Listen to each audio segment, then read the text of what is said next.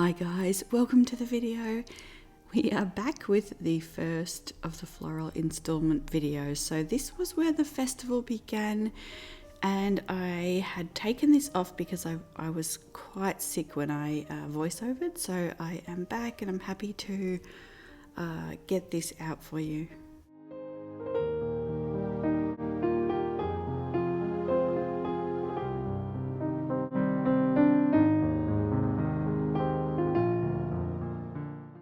Looking back through this footage, even just from probably a couple of, 6 or 8 weeks ago, this was so fun to create this video. So I spent several weeks with this magnolia tree. Basically, we started just looking at the buds, walking past the tree, and then I would try and take a few minutes each day, or when I could over the kind of 3 weeks that they were blossoming, to sketch them in different ways, to paint the trees in different ways, and even to use different mediums. So it's really interesting to, if you're focusing on watercolor, to maybe try pastels or oil pastels or pencils, and you might discover that you might enjoy painting that particular subject, or creating it in a different way, but also just you might see something differently, or it might help you figure out kind of something you were stuck on.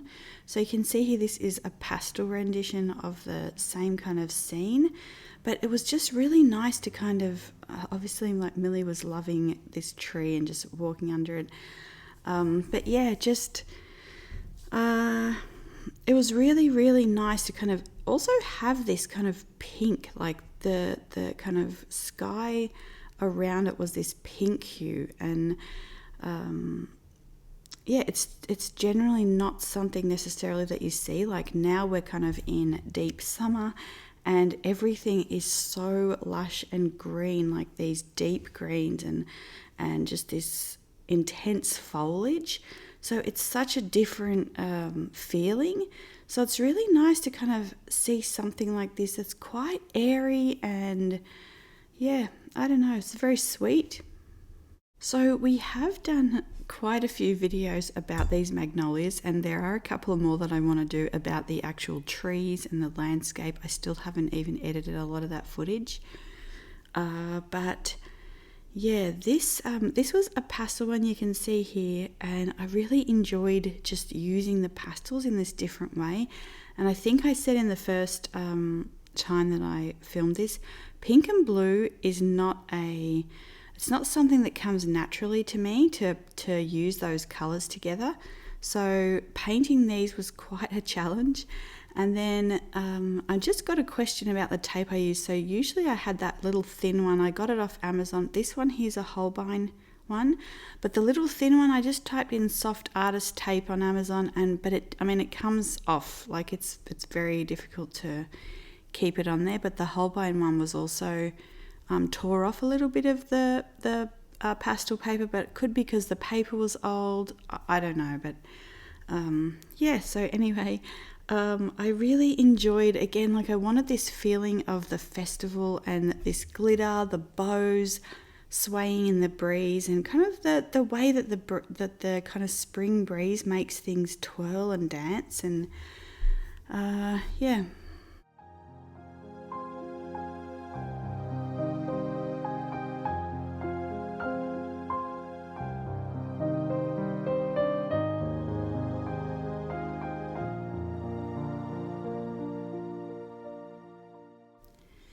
So one of the things that I have planned for future videos are the some favourites mixes, but I want to do a large painting with them so you can kind of see those mixes in action. So it'll be a winter one, a spring one, a summer one, and an autumn one. So I've still, again, not got any of those quite finished yet.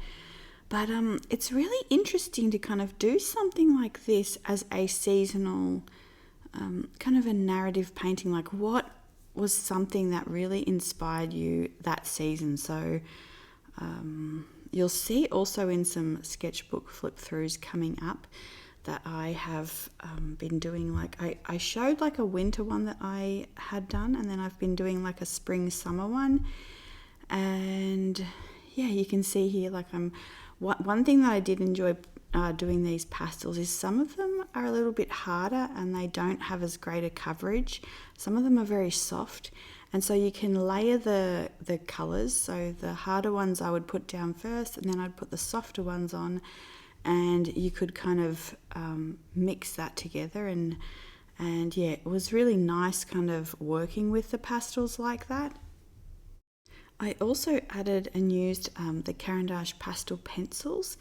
I really loved like putting in those little tiny kind of twigs and branches with the pencils, and kind of like they're barely there. It's like a little whisper of a branch, but they're so kind of prominent in that environment, and when you're kind of standing under the tree, you've got all these kind of little things, you know, going everywhere. So when you are kind of trying to either paint on location or paint from life like this, it's very nice to kind of think of a couple of key points.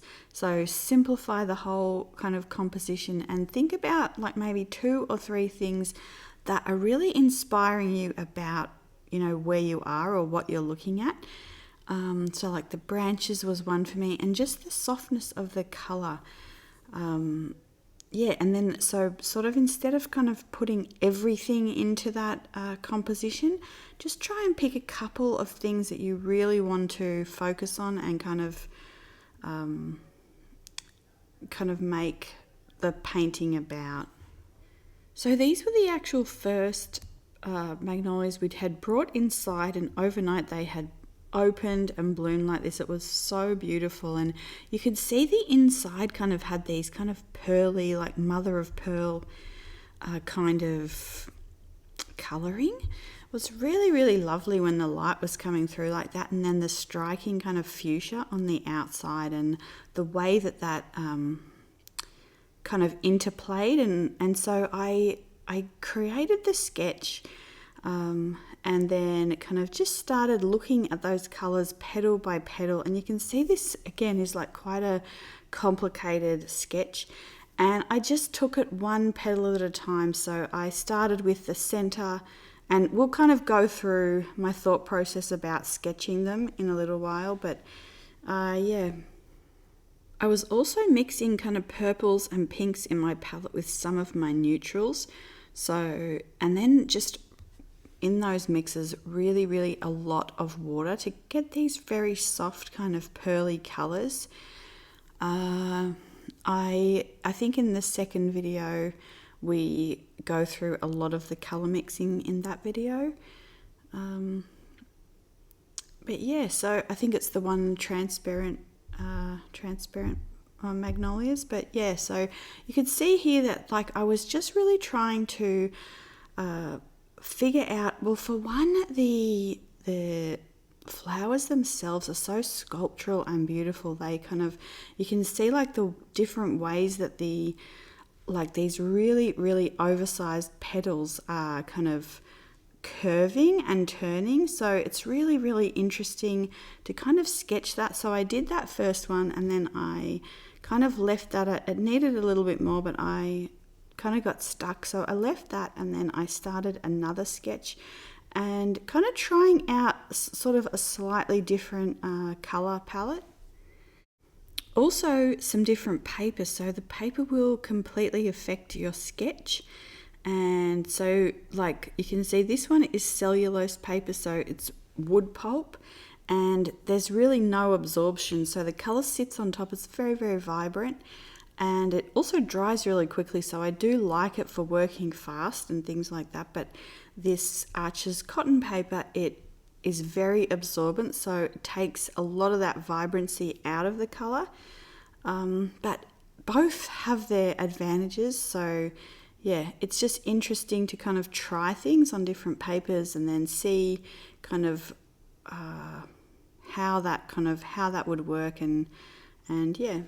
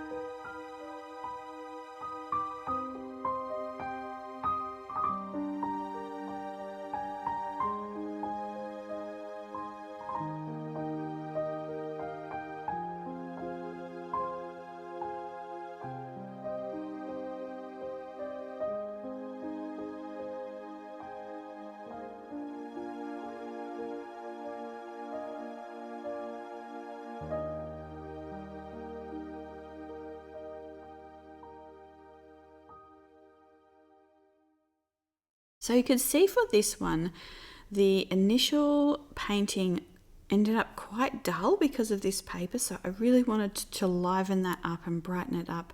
So I used some of my Pearlescent paints. So you could use like something like an opera rose mixed with a pearl white, or a pink, or something like that, something sparkly, to get something like this. And I really loved the vibrancy that brought. You can see the bokeh there in the background. I started doing these little circles for like that photographic, the quality when like the background is out of focus. And so I'll show you how to do that a little bit later on as well. But you can see again, like I'm still, like, even though when I was sketching, I still kept kind of getting the flowers and holding them up and looking at them from different angles. And yeah, it's really quite a difficult thing to kind of wrap your head around. So that's why we did several videos on it, because it's just really nice when you're looking at something like this to kind of go into a little bit more depth on it.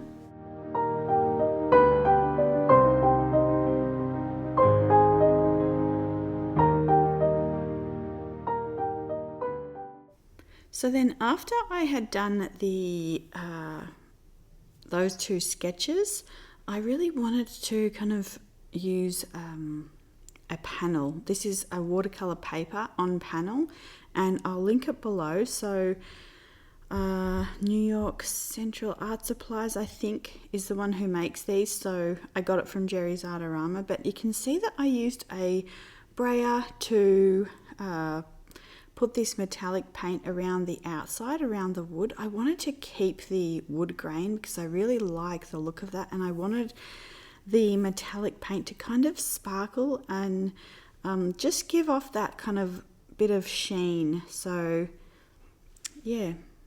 So naturally, I feel like when you are doing one project like this, you kind of get that bug and you want to do something else with it as well. So I did pull out just a pad of the oil paper, and I also just put a layer on there so I can paint something else on there as well. But I was just really enjoying this. I think I may have done another layer as well.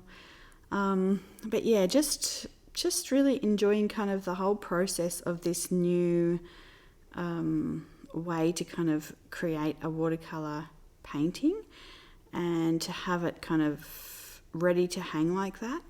So it is quite unusual, I think, for watercolor painting, but yeah. So then I just sketched a very similar design to what I had been working on in the sketchbooks. And I wanted to make this one a little bit more like of this. I have this color that I make, and it's not, it's kind of a pink red, but it's not really commercially available. So, and I put a sparkle in with it. So I wanted to sort of make that this really strong, contrasting, really beautiful, it's kind of a very striking color combination for the flower. So I actually worked this up in 4 or 5 or maybe 6 layers in some places, and you can see I really wanted to preserve that beautiful pale inner leaf or inner petal. And then I also started to put some of this bokeh on the outside, so these little circles that kind of show that the background is out of focus, and yeah, that kind of just sparkle, playfulness, and that kind of festive feeling, since this is like a festival. So I don't have time at the minute to do some to like sketch out templates, but I have tried to put some screenshots that you can take of templates for these kind of things. I think in the second and third video, there might be one in this video as well. But I'll just show you kind of how I do this bokeh, because I have just been obsessed with it since, and I'm just putting it everywhere because I think it's such a fun kind of way to do a background and kind of an idea. So at first I've been thinking about this for a while, but I thought that I needed a circle stencil. And then I was concerned, like, what if it wasn't the right size or this or that. But I realized, like, it doesn't have to be perfect. So I've just painted the one circles and I paint a few around the page in different colors. Then I let those dry and then I'll paint another one and kind of overlap it a little bit, you saw there. So the key to doing the overlap is to let the first one dry. And you can see here that I just kind of take bits and pieces off my palette as well.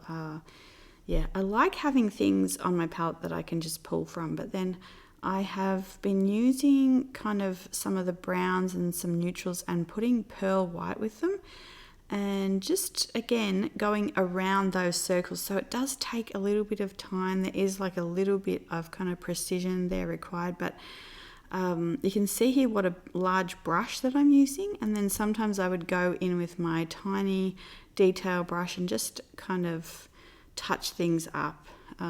Yeah, but it was really an interesting and nice way. And again, like, you will see more of it in this video, you'll see more of it in the video for next week. It's just kind of something now that I've been really enjoying, and I'm kind of putting it everywhere.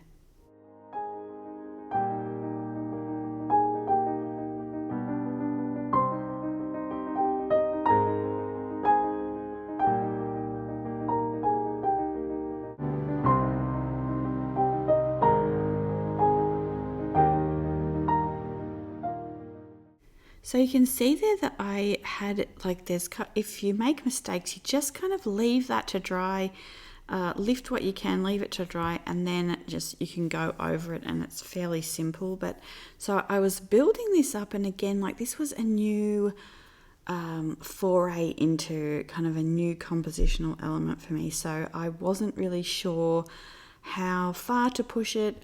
Again, like, we talk about that, like, how do you know kind of when you're finished? Or like, I was really loving kind of this pale nuanced kind of canvas, but I knew that it needed more. So really just down in the bottom right hand corner, I just darkened some of that up as the background, and on the left in the middle, kind of I made that a little bit more apricot in the background. And then the background really didn't need more than that. Like, I didn't need to go over the entire background again. So often, like, when we think something needs more work, it may need less work than we think of. You can see here, like, as well in the petals, I was just kind of slowly and gradually building in these little bits of movement and these little tiny changes in the color. So, and then once this was dry, so you can see here, like, the background, this was all finished, and then the background I started using again, like, I put it into the sketchbook where I'd already done the first sketch. And the other thing that I did is I let this dry overnight for a couple of days, and then I put Dorland's wax over the entire surface and around the wooden frame, just to completely protect the whole thing, so that it can be hung, it can be dusted, and yeah, it's just all protected. So I actually really enjoyed that as well, and I've been kind of thinking about maybe ways to be able to paint on that wax or to use it, but yeah.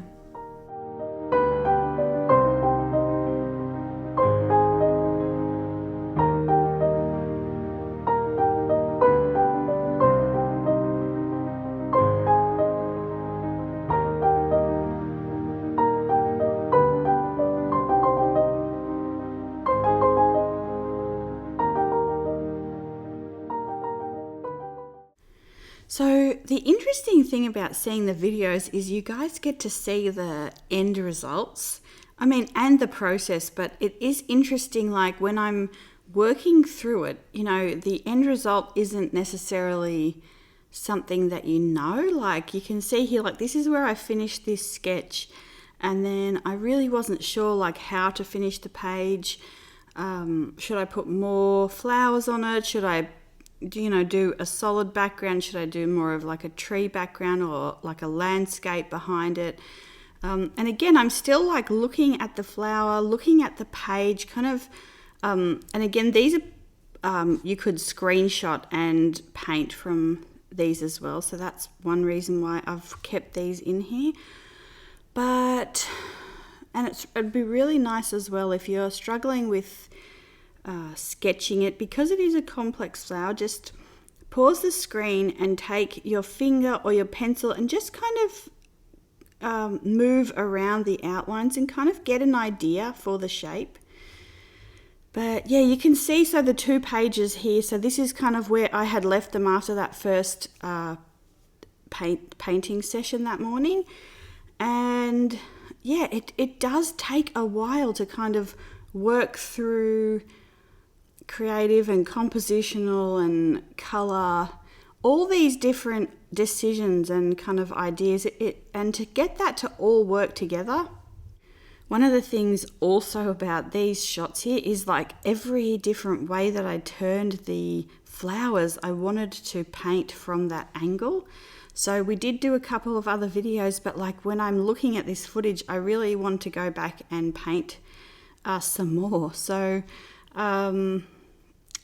I am going to probably paint this in oils as well, the water-soluble oils. So I also do have a bit of a haul coming up and got some more of those. Which ones are they? The Schminker Norma water-soluble ones. So that, yeah, we might do that in a video. But again, you can see here, like I, again, just thought I'm going to leave the sketch as it was and just finish off the page with a little bit of this sparkle, a little bit of this idea that's simmering. And so many times I've put art away because I didn't know how to finish the end result. And it's just kind of taking a record of where you're at the time. So just building those steps. And what's interesting, you can see these 3 pages, they're fairly similar color palettes. And then also I've just been really enjoying putting a word up the side of the page there as well. So this was a sketch I did quickly and early one morning, and I loved the branches and the trees that I could see through the window. So that was actually the focus of that page. But yeah, you can see kind of the text, and I really love adding that in. So, you know, something that you may enjoy adding into your pages, it may be numbers like dates or, you know, depending whatever you're painting, you know, you might want to add something, you know, a petal, a flower, anything that you enjoy. You can add that onto the pages as well to just kind of give it that little bit of extra flair, that bit of extra finishing touch. And often I will leave a page until I feel like I know how to do the next step. So I don't just rush through and kind of finish it just for the sake of finishing it. I kind of want to do that step by step and kind of build as I kind of know where I'm going. So that doesn't mean that it may turn out always. Like you can see here, this these were a couple of pages that I did. This page here I got from this flower here, and this was kind of like at the end of this kind of more intense sketching and painting, and I just really wanted to play. So not have to be accurate in colors, not have to be kind of exactly true to it, but just really enjoy it. So you can see here that I started with the petal, whichever, I'm looking at these inner petals, the closer petals, and then I go around these outer shapes. So whichever petal is closest to you, kind of start with that one. So like here you can see again, I'm starting with that closest petal to me, and then I'm working to the left of it, I'm working around, and yeah, just kind of start building that in. So always kind of break down these more complex shapes to what you can see first, more centrally, and then you can relate the next petal and the next petal to those shapes. So for example, this is kind of how we think of a petal, but you can see here if we look at these ones, they're a little bit more elongated and almost have like a bit of a diamond shape at the top. And then there's kind of just different ways you can kind of look at the petal. You can also cut out kind of a petal. Some of them had like a little point at the top there like that.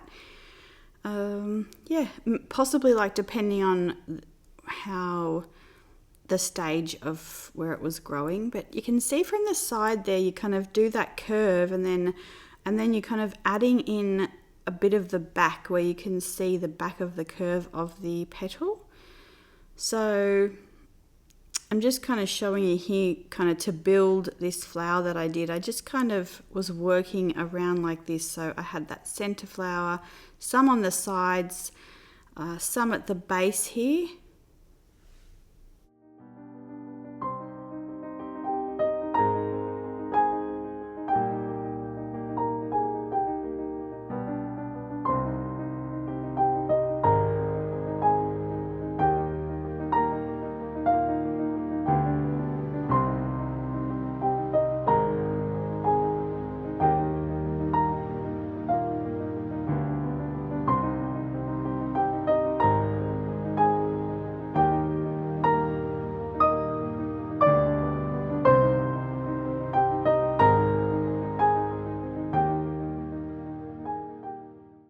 So definitely when I'm sketching on camera, it's hard to see, and I'm just kind of trying to show you an overview here of kind of this general idea of how I'm sketching things. Also, the branches on this are really nice. They kind of go in a U shape like this, and they're very, they're not straight at all. There's quite a lot of kind of notches in them, and then this is just like a little magnolia bud here as well. So yeah.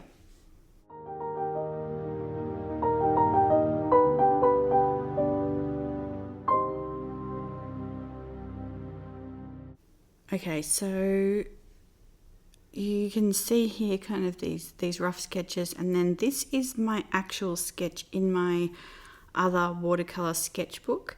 So I've done like a version of this for you that you can kind of screenshot and you know, either print that and trace it, or just kind of look at it so you can kind of see it in a bit better of a way here. And then after this, I just really went to town with the colors. Yeah, just really enjoying things. I really like to play in my sketchbook, especially with colors that aren't light fast, like the azalea, like these hot pinks. And you can see I'm mixing that with a kind of purple. I often like to mix a color that's not light fast with just a touch of something else, so that as that fades, you'll still have this little whisper of color in the place of it. And yeah, I think it will also age really well doing that as well. So again, you can see here that I've added some, I think this is actually caput mortuum and white, so like a violet earth with a little bit of white kind of into this mix there as well. And you can see that I'm kind of putting the shadow behind that petal. So we have the front petal, and then when they come to the side, there's going to be a little bit of this overlapping shadow. So I'm just adding little bits of that in, but also just color play, just really enjoying. You can see here, I wasn't loving this color, but again, if you just quite quick with the water, you can just wash that out and kind of use that and make it quite soft. Sometimes watercolor has a reputation for being quite difficult to work with because it's hard to fix things. I do have an old video on how to fix things, and it was an orchid, and I took an entire part of it out and reworked it. So it's definitely more easy to fix things than you think. And again, if you put something down and you're frightened that was too bold or the wrong kind of mark, generally you can lift that, you can dab it out with a paper towel. So yeah, and then you can see here that I just kept kind of going around, and again, like I'm just kind of making up the colors here. Just thinking about this idea of a festival or a carnival, these really lovely kind of bright and enjoyable colors.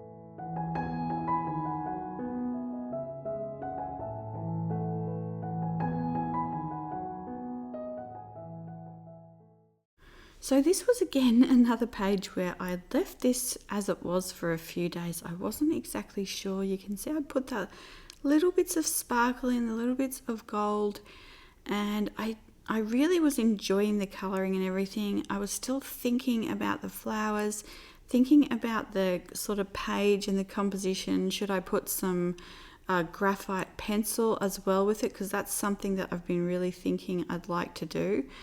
But yeah, so then finally I took a fine liner. This is the Copic Warm Grey number 1, and this might be the 0.05, but I have been really enjoying the 1. So this is the 0.05, but I've really been enjoying the 1. Is a little bit thicker but still quite fine. And then I just took some glitter paint and kind of went around the edges there. So not every edge, some of them I did with the fine liner, but just to give it that really kind of special glow, and that's kind of how it felt. You can see here, this is the paint I did. This is the, I think, Gold Holographic by Lissy Linker. And if you've been following me for a while, you probably have or know about the Nibs Katia, which I really love as well. I wanted to use that here, but I am quite precious with it since you can't get it anymore. So I think this was a really good substitute, and it acts in this kind of the same way. You can see just a really beautiful sort of a sparkle, and it's quite lovely. And then I just also did some bokeh again around the outside, and some fine liner, kind of just the outline. So I didn't actually go back into it and kind of do like a more of a value study there. I just left the kind of side buds as outlines.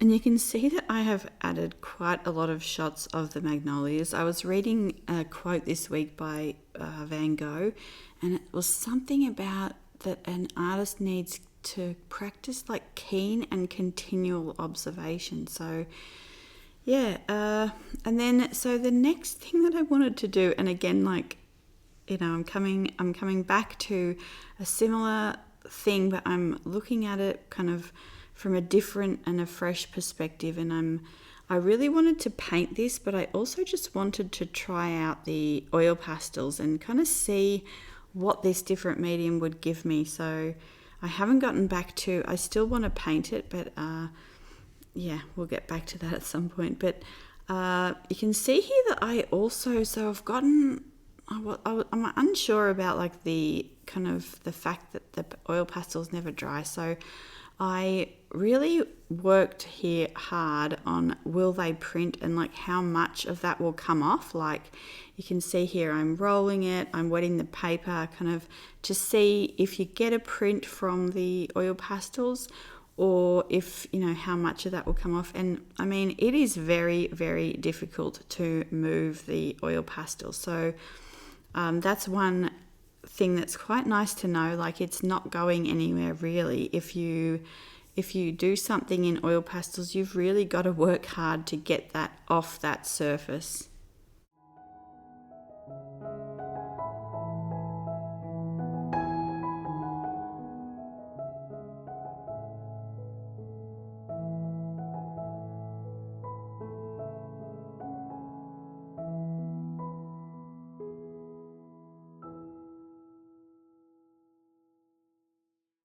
One of the things that I did really enjoy about this process was the vellum on top of the like you can see here, like when it was crinkled, I really, really loved this kind of texture and this kind of overlay, softening the underlayers. And so that is something that I might think about kind of incorporating or working on. So you can see here like the color's starting to come off, but I mean, you can see how much work that I had to do there. So yeah, I think some of us like feel a little bit tentative about the oil pastels because it isn't really a medium that dries like that, but it's definitely not, you know, it's not just gonna kind of wipe off. But yeah, so like even here I flipped it over and I just worked on the part that was really bright pink to see if this will, you know, if the bright colors kind of will move more. And again, yeah, it was very, very difficult to kind of pull that off as well. So, and you can still see how vibrant the color that was left there was. So this is the I had that kind of this image there in front of me, and I just kind of want to show you how I put that together. So this is my little bento box. It's just a stainless steel bento box from Amazon. It's usually like a lunch pail or something, but I really like to just keep some art supplies in there. Like I really love keeping the Sennelier pastels in. But you can see again, I'm starting with these three kind of, well, I start with the center, and then these three kind of shapes that I can see around. So again, I'm going in, I think I show you as well what colors that I'm using, but I kind of go in, put in this center, and then start putting in these shapes. So we have kind of this arch at the top here, and then kind of like an arrow, but it's kind of a curved arrow. You can see there for one of the petals, and I think this one is kind of like one of those brackets. Yeah, so then you just kind of can join all of that to the center. So always kind of again looking for these shapes and ways to simplify things. And you can see from just those three kind of shapes, we now have this really complex flower starting. And then from there you can just pop those 5 outer petals or 6 outer petals in, I can't remember.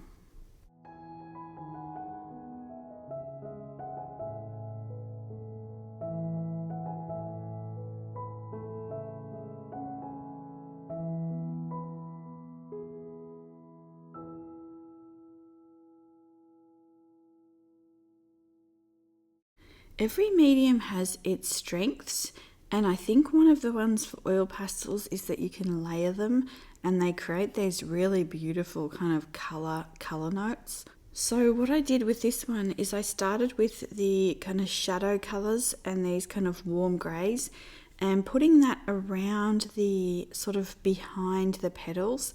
Then I was adding in some purples and just kind of adding all these really nice kind of colors together.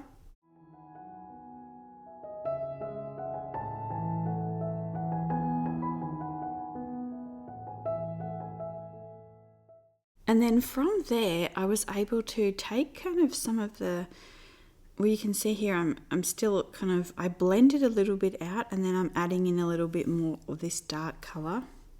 And so when I say blended it out, what I mean is I'm taking one of these lighter colors and kind of going over what I've put down there and kind of blending that all together. And it just creates these really kind of sumptuous layers of different color notes. I really, really love it when you blend it like that. So I think I was using mainly like a light cool gray, and then the kind of a white or the like the corally one.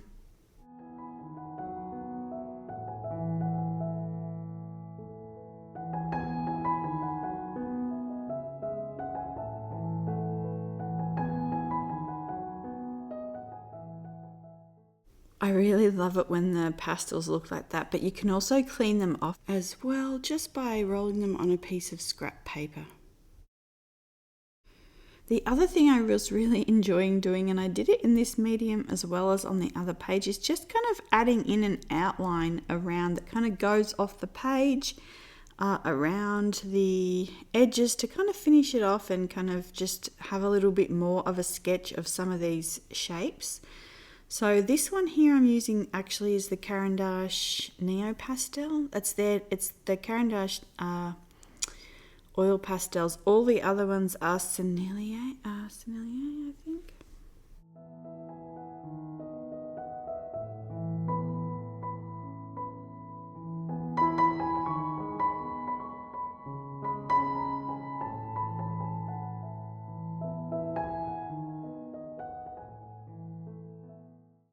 So again here I have turned the page and I'm rolling on the, you can see I also used a bit of that paint here, but I'm rolling that page just to see how much, if any, of the colour comes off. And again, you can see there that it's very, very minimal. So the last thing that we do in this video is I painted a transparent magnolia. So I was really excited again to try a different kind of take on the magnolia after doing all these different ones. And yeah, I kind of followed that same outline and put in just these petals. So we have an entire video on the process of this, but basically you're building it up 2 or 3 petals at a time. So you don't do the ones that overlap each other, you just do ones that aren't touching, and then you let those dry, and then you do the overlapping ones on top.